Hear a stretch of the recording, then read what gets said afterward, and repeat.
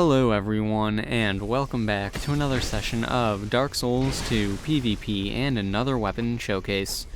This time I am using the Sacred Chime Hammer, which you can make by giving the Soul of Velstadt to one of the blacksmiths.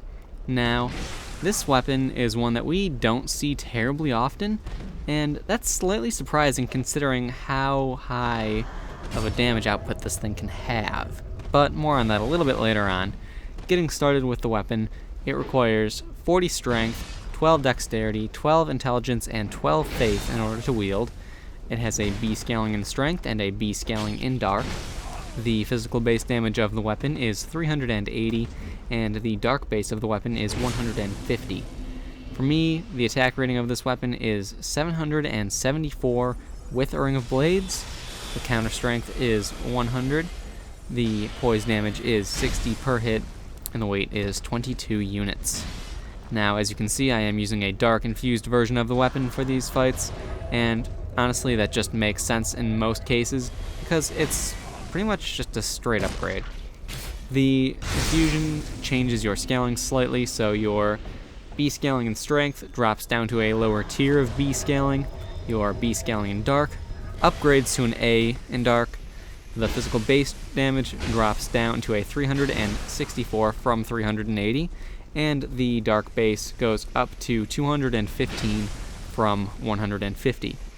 Altogether, my damage output, my attack rating rather, increased from 774 to 843 by infusing it with dark.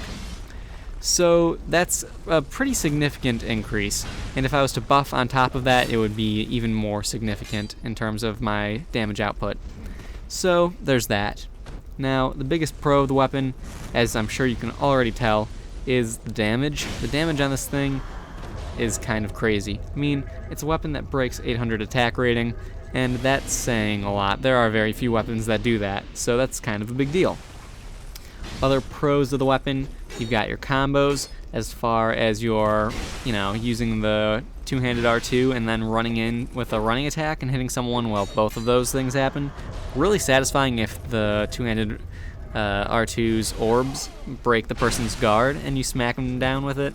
That's just a really satisfying thing to do in my opinion. But other than that, I mean, you've got your style points, I guess, for using the two-handed R2. I mean, come on, that's a cool attack.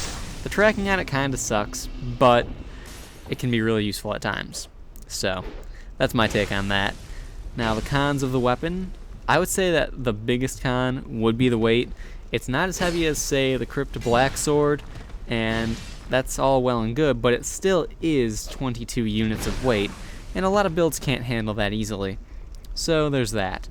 Other cons, I would say, just like the Crypt Black Sword, you've got your stamina drain, you've got your slow attacking speed, it's easy to dodge as such, and on top of that, it doesn't have as many, in comparison to the Crypt Black Sword it doesn't have as many guaranteed two-hit combos, so you can't really do a two-handed R1 into a two-handed R1.